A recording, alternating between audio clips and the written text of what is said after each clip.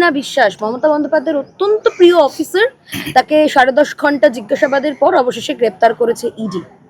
যত বিশ্বস্ত আছে মমতা ব্যানার্জি সবার এই দশা, কারণ সবাই করাপ্টেড।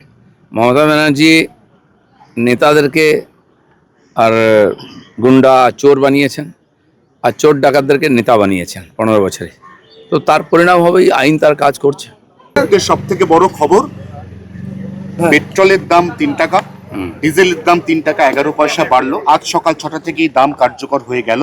প্রধানমন্ত্রী আগে ইঙ্গিত দিয়েছিলেন যে দেশকে কঠিন সময় জ্বালানি বাঁচাতে হবে। প্রধানমন্ত্রী বলেছেন রাস্তায় সব দিন সব গাড়ি বেরোবে না, কারুর ফুল ট্যাঙ্ক ভরা যাবে না, এবং প্রয়োজনে ওয়ার্ক ফ্রম হোম আবার চালু করতে হবে। কি বলবেন? দেখুন, যুদ্ধ চলছে বা যে কারণে দাম বাড়ছে এটা আমাদের হাতে নেই, সেটা আমাদের ভবিষ্যতের কথা ভেবে প্রস্তুতি নিতে হবে। সেটা মাননীয় প্রধানমন্ত্রী ঘোষণা করেছেন আগেই। অনেক দিন পরে সরকার দাম বাড়াতে বাধ্য হয়েছে। 40টা দেশ থেকে আমরা পেট্রোল আনছিলাম, অভাব নেই, কিন্তু ক্রাইসিস তো আছেই, কিছু না কিছু সমস্যা কোথাও না কোথাও আছেই। তো সেই জন্য সাবধান হওয়া উচিত। আগে কষ্ট করলে পরে কষ্ট কম হবে। আমরা জানি যখন কোভিড এলো, কোভিডের নাম যখন কেউ শোনেনি, তখন মাননীয় প্রধানমন্ত্রী ফেব্রুয়ারি থেকেই কোভিডের উপরে কমিটি বানিয়ে তার ব্যাপারটা অবজারভেশনে রেখেছিলেন, তাই তাড়াতাড়ি ব্যবস্থা নেওয়া সম্ভব হয়েছে। তো সেরকমই বিশ্বজুড়ে যে সংকট চলছে তার থেকে আমরা আলাদা থাকতে পারি না। মাননীয় প্রধানমন্ত্রীর কাছে তথ্য আছে, তাই তিনি সবাইকে সতর্ক করেছেন। সবাই ধীরে ধীরে সতর্ক হওয়া উচিত।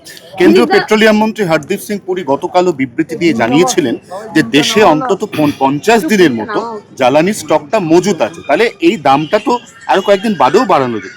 হ্যাঁ, অনেকদিন নিয়ে গেছে। আপনারা দেখুন খবর, অয়েল কোম্পানিগুলো হাজার হাজার কোটি টাকা লস করছে দাম বাড়ায়নি বলে সরকার। তার একটা সীমা থাকতে পারে, তাদেরও ব্যবসা চালাতে হয়।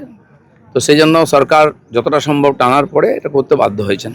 দিলীপদা, স্কুলে বন্দে মাতরম আবশ্যক করা হলো, প্রত্যেক স্কুলেই কিন্তু লাগু করা হবে এবং প্রার্থনা সঙ্গীতে বন্দে মাতরম গাইতে হবে।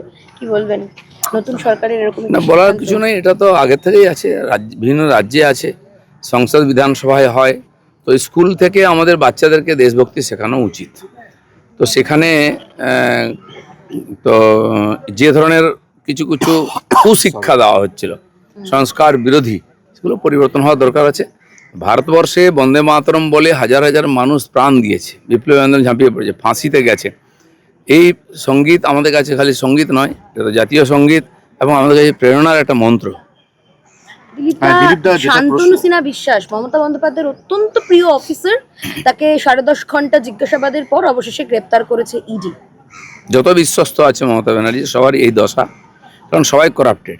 মমতা ব্যানার্জি নেতাদেরকে আর গুন্ডা চোর বানিয়েছেন, আর চোর ডাকাতদেরকে নেতা বানিয়েছেন 15 বছরে।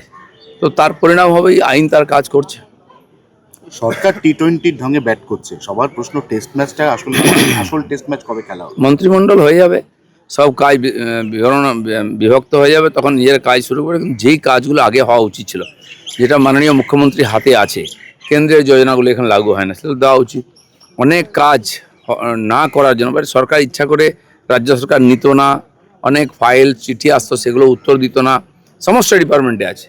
কারণ আমার এগ্রিকালচার মার্কেটিং বিভাগ থেকে একটা সার্কুলার দেওয়া হয়েছে আগে, রাজ্যের যে কেন্দ্রের থেকে আসা, এরকম বহু পড়েছিল, এবং সেই যেখানে যত সার্কুলার চিঠি পড়ে আছে সেগুলো আমরা চেয়ে পাঠিয়েছি। অনেক জায়গায় এসছে, সেখানে চাপা পড়ে গেছে, মন্ত্রীরা বলছেন কাউকে দেওয়া দরকার নেই, মুখ্যমন্ত্রীও তাই ছিল, ভয়ে আপনারা করতেন না। সেগুলো আমরা চেয়ে পাঠাচ্ছি, কোথায় কী কাজ পেন্ডিং আছে সেটা আমরা পুরো করব। দাদা, আপনি এত বছর ধরে রাজনীতি করছেন, আপনি কি করলেন? আপনি একটা ছোট্ট ফ্ল্যাটে থাকেন। কালকে আমরা আপনার সমনাম দিলীপ মণ্ডল, তার বাড়িতে গিয়ে যা দেখলাম আমাদেরই চোখ তেড়িয়ে গেছে। বাড়িতে আবার গুহাও আছে একটা, কোথায় সেই গুহার শেষ আমরা দেখতে পাই? দেখুন, আমরা আগেই আমি বলতাম যে একদিক দিয়ে মাননীয় মোদিজি অসফল, কারণ মমতা ব্যানার্জি তার ইঞ্চি ফুট সাইজের নেতাদের কোটিপতি, 100 কোটি টাকার মালিক করে দিয়েছেন। মোদিজি তার নেতাদের কোটিপতি করতে পারেননি, তিনি দেশের সাধারণ মানুষকে লাখপতি করেছেন, কোটিপতি করেছেন। এটাই মোদিজি আর মমতাজির মধ্যে পার্থক্য, সেটা লোকে দেখতে পাচ্ছে।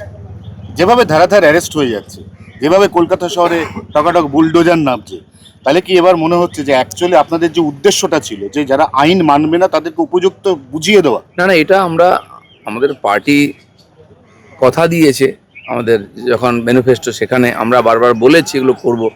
আর সেটা অনেক কাজ অনেক বছর ধরে পেন্ডিং হয়েছে, আর এইগুলোর জন্য কাজ পিছিয়ে যাচ্ছে, রেভিনিউ আসছে না, লুট হয়ে যাচ্ছে।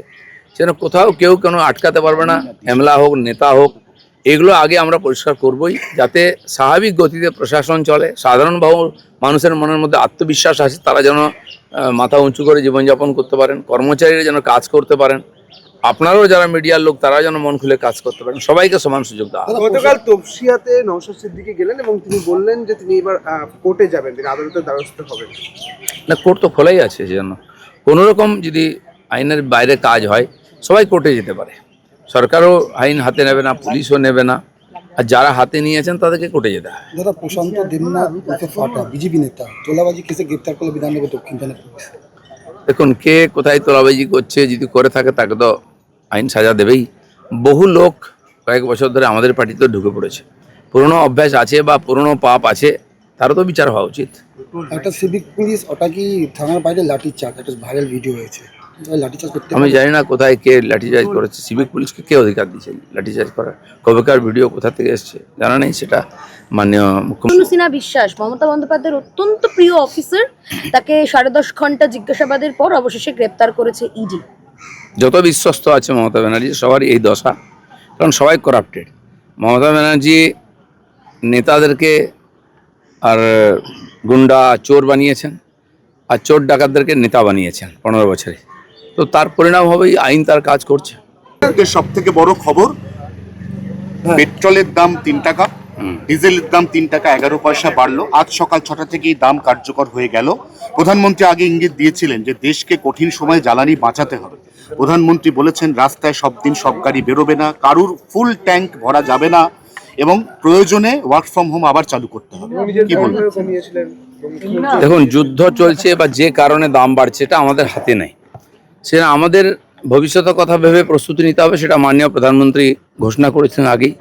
অনেক দিন পরে সরকার দাম বাড়াতে বাধ্য হয়েছে। 40টা দেশ থেকে আমরা পেট্রোল আনছিলাম, অভাব নেই, কিন্তু ক্রাইসিস তো আছেই, কিছু না কিছু সমস্যা কোথাও না কোথাও আছেই। তো সেই জন্য সাবধান হওয়া উচিত, আগে কষ্ট করলে পরে কষ্ট কম হবে। আমরা জানি যখন কোভিড এলো, কোভিডের নাম যখন কেউ শোনেনি, তখন মাননীয় প্রধানমন্ত্রী ফেব্রুয়ারি থেকেই কোভিডের উপরে কমিটি বানিয়ে তার ব্যাপারটা অবজারভেশনে রেখেছিলেন, তাই তাড়াতাড়ি ব্যবস্থা নেওয়া সম্ভব হয়েছে। তো সেরকমই বিশ্বজুড়ে যে সংকট চলছে তার থেকে আমরা আলাদা থাকতে পারি না। মাননীয় প্রধানমন্ত্রীর কাছে তথ্য আছে, তাই তিনি সবাইকে সতর্ক করেছেন, সবাই ধীরে ধীরে সতর্ক হওয়া উচিত। কেন্দ্রীয় পেট্রোলিয়াম মন্ত্রী হরদীপ সিং পুরী গতকালও বিবৃতি দিয়ে জানিয়েছিলেন যে দেশে অন্তত 50 দিনের মতো জ্বালানি স্টকটা মজুত আছে। তাহলে এই দামটা তো আরো কয়েকদিন বাদেও বাড়ানো যেত। হ্যাঁ, অনেকদিন নিয়ে গেছে। আপনারা দেখুন খবর, অয়েল কোম্পানিগুলো হাজার হাজার কোটি টাকা লস করছে দাম বাড়ায়নি বলে সরকার। তার একটা সীমা থাকতে পারে, তাদেরও